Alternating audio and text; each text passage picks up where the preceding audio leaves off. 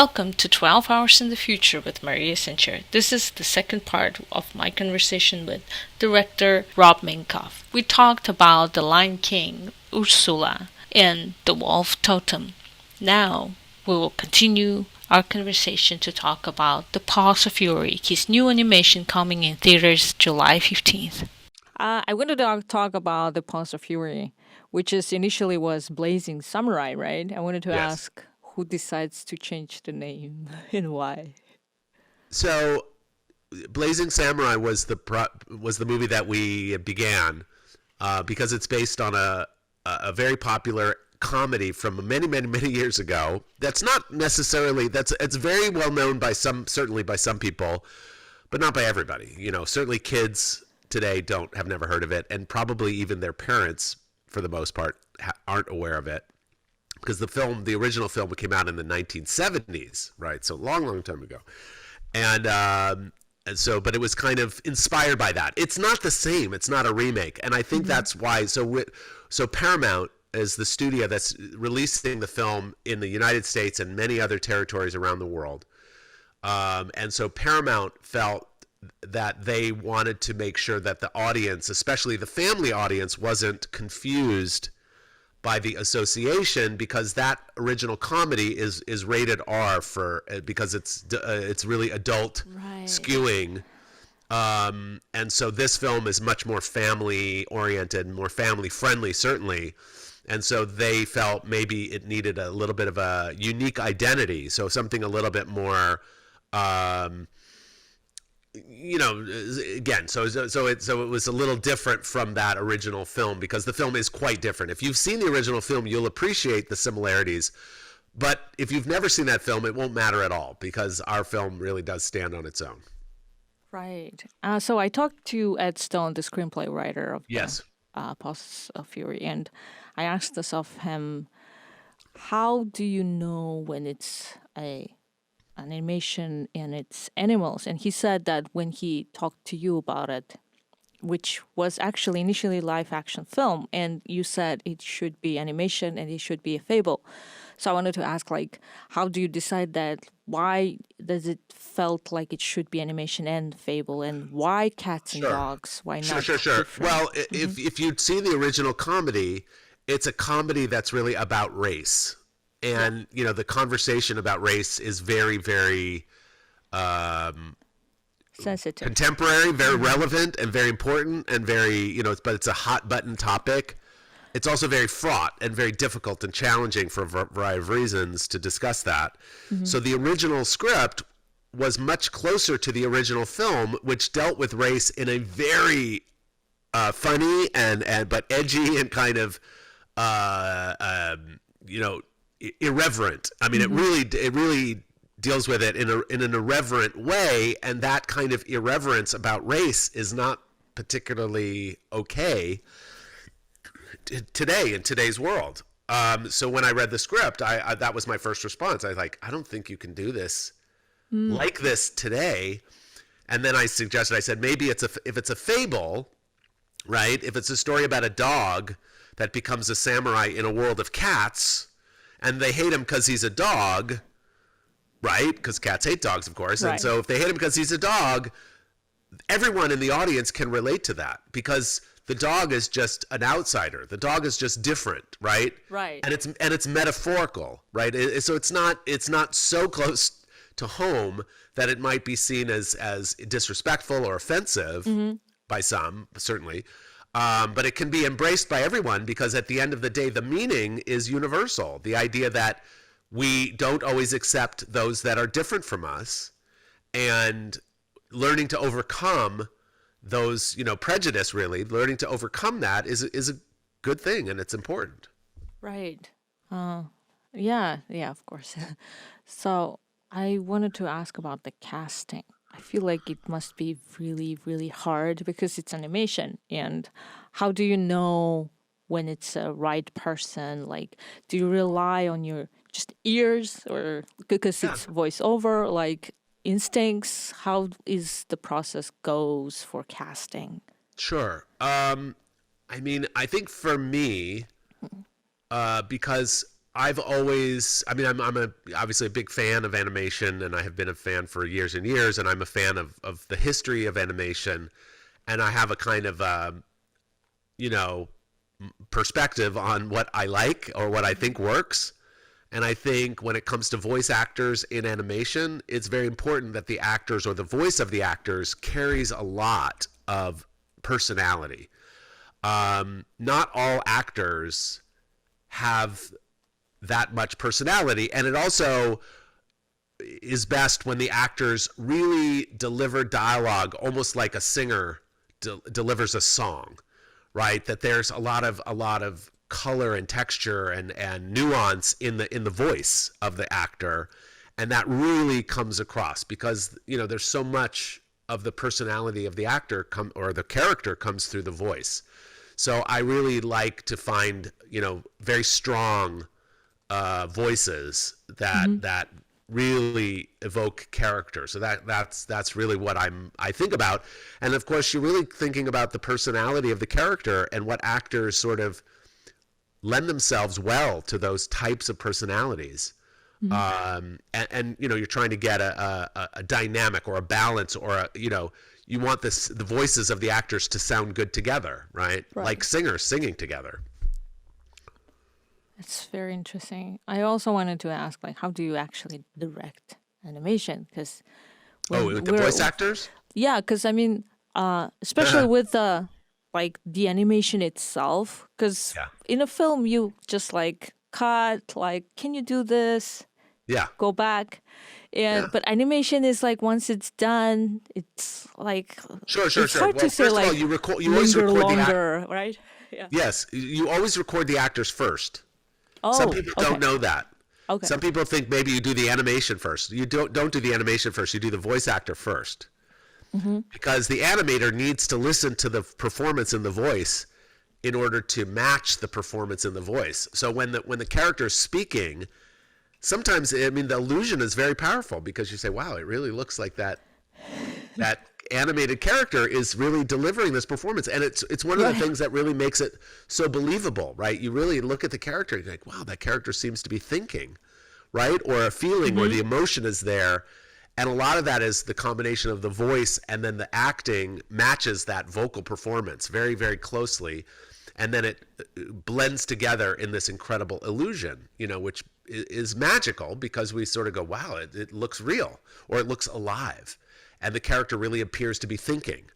And so then you can believe when you really start to see those nuances, then you can really start to believe in the character and you really feel the character has a soul, right? A brain, not just a brain and a heart, but a being. So that's very key. So when we're working with the actors, the challenge for an animation director, is to get the performance they need from the actor. And what's can be difficult is we most often work with the actors alone, right? So there's the actors in a live action film typically come and work. Of course, they're working together, and the actors all get together, and the actors do their performances. And acting is also understood as reacting, right? An actor cannot decide what they're going to do before the other actor does what they're doing. Because what the actor does, the other actors do, has to influence the actor who is acting. So they have to learn how to be in the scene with the other actors. And that means it's a give and take, right? It's a conversation, right? If the actor, and you can sometimes tell with inexperienced actors that over rehearse or over think about what they're going to do with their performance. Right. And they become very stiff and they become very wooden because they have something prepared, and whatever it is that they've prepared doesn't really go with what the other actor is doing. And if they're not working together in the same moment, in the same scene, then it's not believable. Then you sort of feel it's stilted or odd, or it doesn't have any kind of life, or the energy is not really correct. So we have to work with the voice actors, and we have to get them to do the performance, and then we work with a different actor doing the same scene, and they don't even hear what the other actor did. So we have to get the other actor to deliver a performance that has the right level of energy, that has the right tempo, and that has the right nuance and the right inflection and intention in order for the pieces to fit together. Insane. And then but the miracle is that when you put them together and it works, it seems so natural. You don't even think about it. You're like, of course they're talking to each other. But they're not. They're working individually. So the director's job is to really make sure that he's getting the actors to deliver the right, the performance that will work, not only in the film and for the storytelling and everything, but also to work with the other actors. So I sometimes describe this as, if a conductor is working with the orchestra, right? He hears all the instruments at the same time, and he knows that the cellos might be too loud or too soft, and he can say, no, make it louder. An animation director has to know that, because if the actor is at the wrong level, the director is the one that has to tell him. The director says, no, there's not enough. You need to give more energy here, or you need to be a bit more, we need more tempo, whatever it is that you have to do, because once they reach that pitch, once they reach that level, and you say, oh yeah, that will work. And then you can go on to the next line and you say, okay, well now record the next line, but you have to make sure you've got one at least that will fit and work in that way. So no, there's no one else to do that but the director. And you're just sitting there like playing everything in your head. You know what's so funny? I've done this a long time, actually, from the beginning of my career. So for 30 years, maybe more. And you sort of get more comfortable with it, and literally it becomes a second nature for me.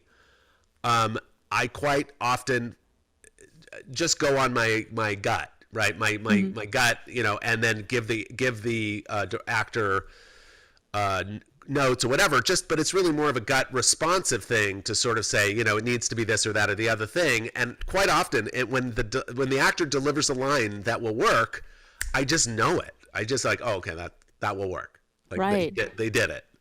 And then, sometimes even after you get one, you might want to get a few others. You usually call them for protection. You say, we'll do let's get the line a couple more times. Because once the actor has done it the way you need it, then they can do a few different variations, right? Because when you go into the editing room, now you have to start lining them up. You have to start making choices. You say, oh, I like that line from him, and I like that line from the other actor. Sometimes you say, oh, I like the first part of this line, but I like the second part of that other line.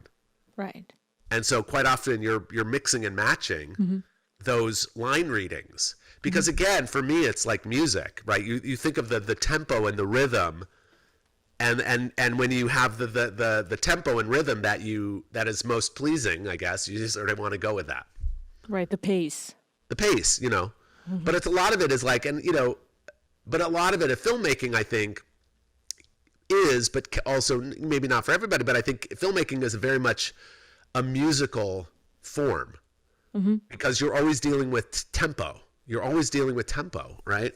And in fact, composers come in and they have to watch the film and they have to understand the tempo of the storytelling in order to write the music in the correct tempo, right? They have to hit certain accents. They have to hit certain moments, right? Because they're happening in time.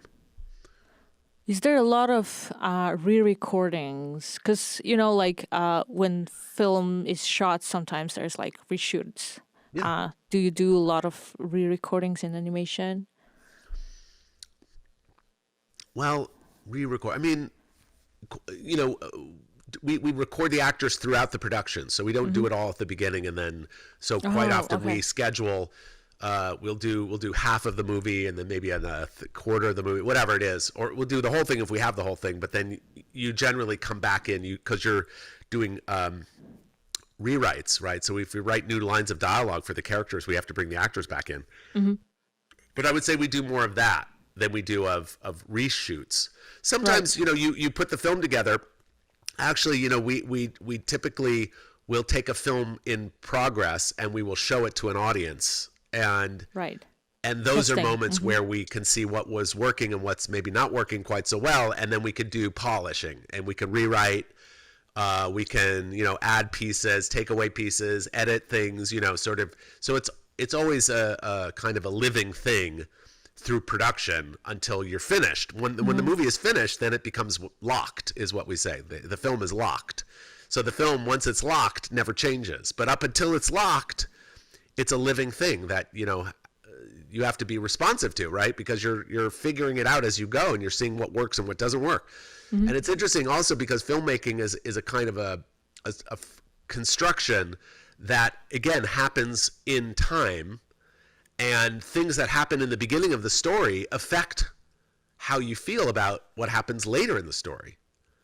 Right. So sometimes, you go back to the beginning of the story and go, oh, if we make some changes, we need to clarify some things, or we need to plant the seeds of some things, so you're able to shape it.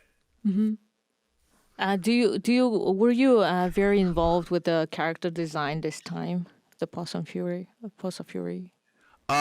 Yes, although we had a terrific group of character designers, incredible group, contributing the work. So again, I was more reviewing other people's work. So I've been a character designer before, right? I mean, I've done that. But in this case, I was more acting as a, more of, an approver of the design rather than the designer. So you weren't like, maybe a little bit wider on the eyebrow. Oh no! You always you always do that. I mean, you always. But by the way, you're always looking at maybe a variety of different approaches and designs, and you have to pick which one you like, and then maybe you make changes as you go. How much do you like? I don't know. Let the studio to decide on that. Not often. I mean, it's not something. I mean, you don't, you hope that the studio lets you make those choices, which they typically do. They don't always. Sometimes they get involved. Right. Sometimes whatever. I mean, if people have an opinion, they'll share their opinion.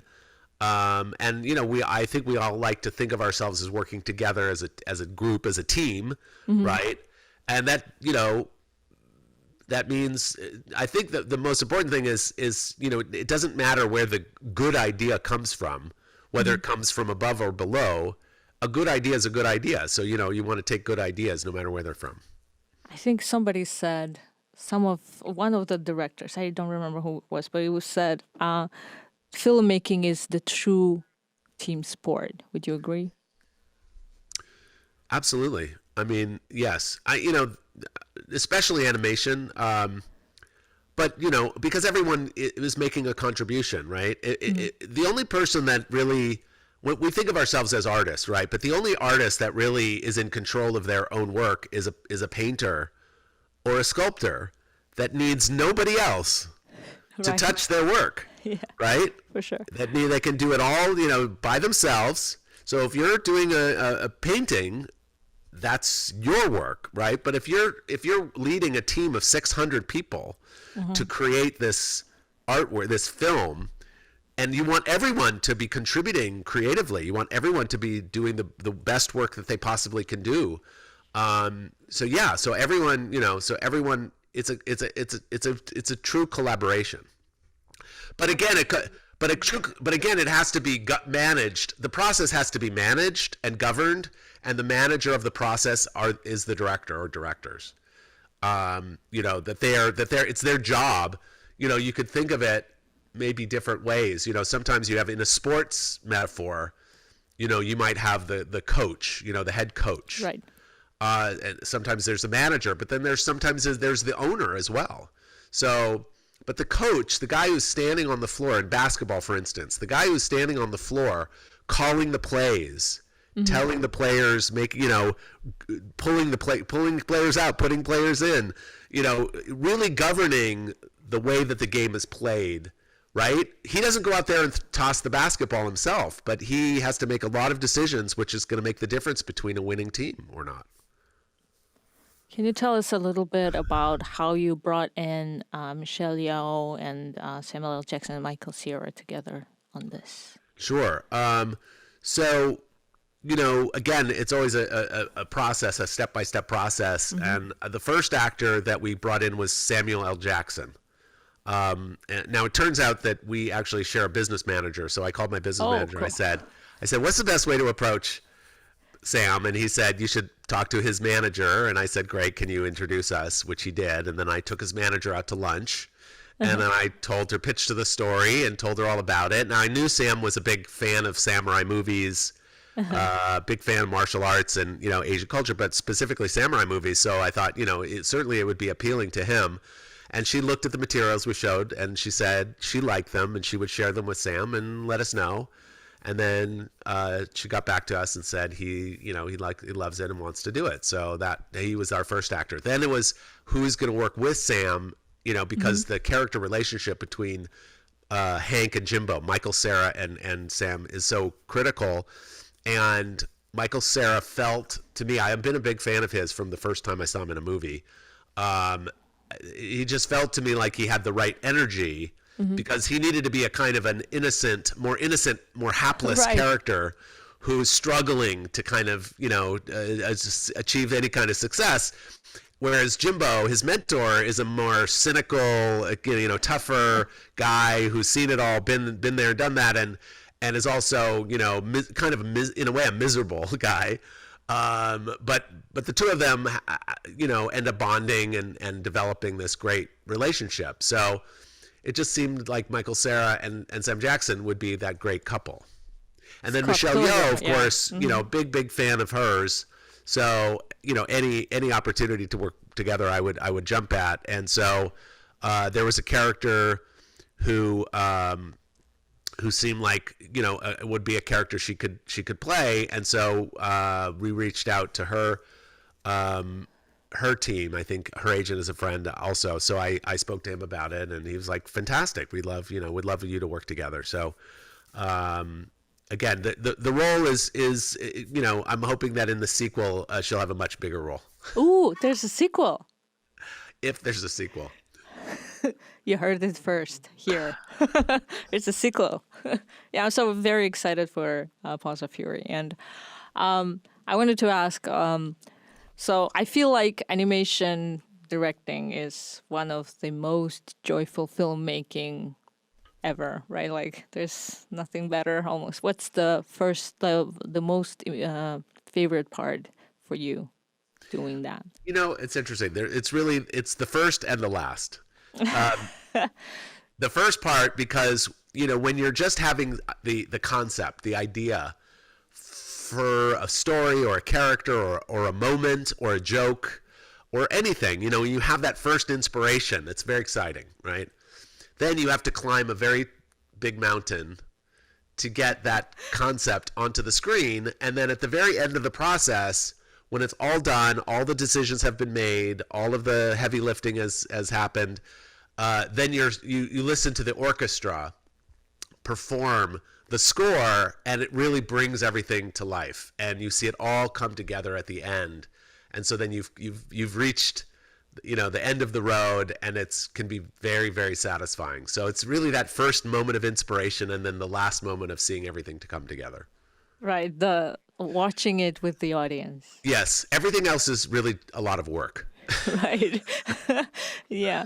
I always ask, especially I'm interested in what you will say. I always ask people what they're watching. And my question is, doesn't matter if it's a TV series, miniseries, film, or whatever. Sure. What have you seen the last thing that really impressed you or stayed with you for a long time? Sure. Well, I'm right now in the middle of something called We Crashed. Right. Which is an incredibly great miniseries about a true story about the WeWork company and the founder and his wife. But Jared Leto and Anne Hathaway are amazing, but particularly Jared Leto, who I've been watching this, and I swear to, I look at his performance, and I'm like, that is not Jared Leto. Yeah, like that is not him. It is somebody else. Like he so inhabits this character, and he also used, I think, contact lenses, because when you see him, he has very strikingly blue eyes, I think, or very light eyes. Yeah, you're right. So he put dark contacts in his eyes, which completely changes. Prosthetics too, I think. Some prosthetic. Yeah. I mean, it just and I maybe teeth as well. Yeah. Maybe, yeah. Anyway, but it's terrific. It's really good. Yeah, the Annie Hathaway is amazing in it too, right? She's great. She is great. Yeah, it was great. My last question would be, if you will, I like, I don't know, some people hate answering this, but you don't have to, but I'll ask. If you will have to choose one of the things, the following, for the rest of your life, like just only one, directing film or animation, and why? Oh, you mean I had to choose to direct film or animation? Yeah, just for the rest of your life. You cannot do anything else. I'm sorry. Wow. I think animation. Why?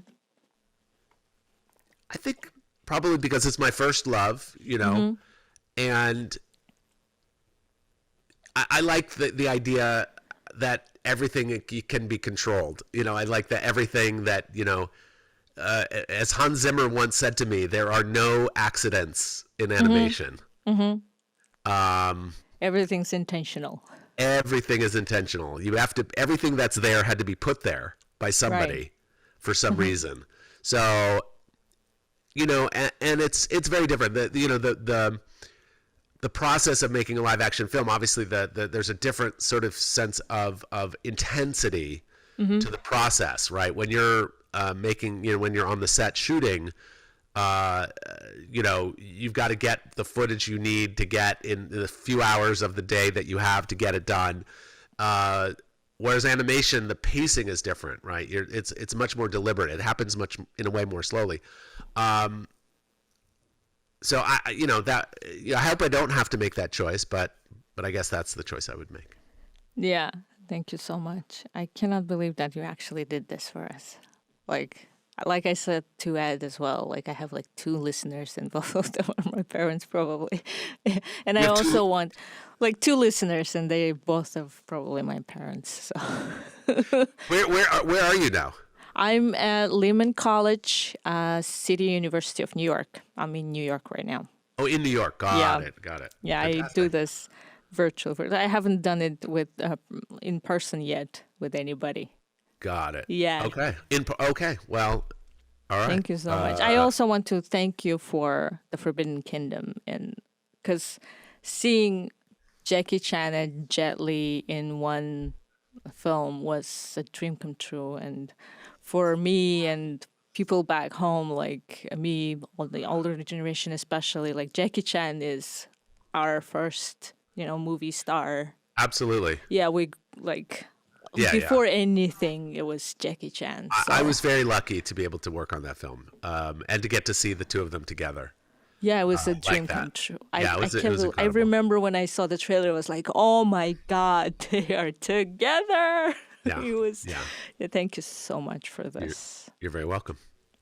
12 Hours in the Future is produced by Jim Carney and Maria Sanchir, with technical help, Daryl Mandiola. Special thanks to Professor Tom O'Hanlon, Dean James Mann, Professor Stephanie Stowe, Ed Stone, and Magda Soto. The executive producer and host of 12 Hours in the Future is Maria Sanchir. 12 Hours in the Future with Maria Sanchir is a series of conversations recorded with the resources of Lehman College, City University of New York.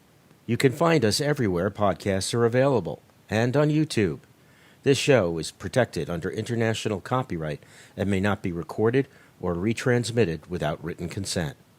Until next time, when we see you 12 hours in the future.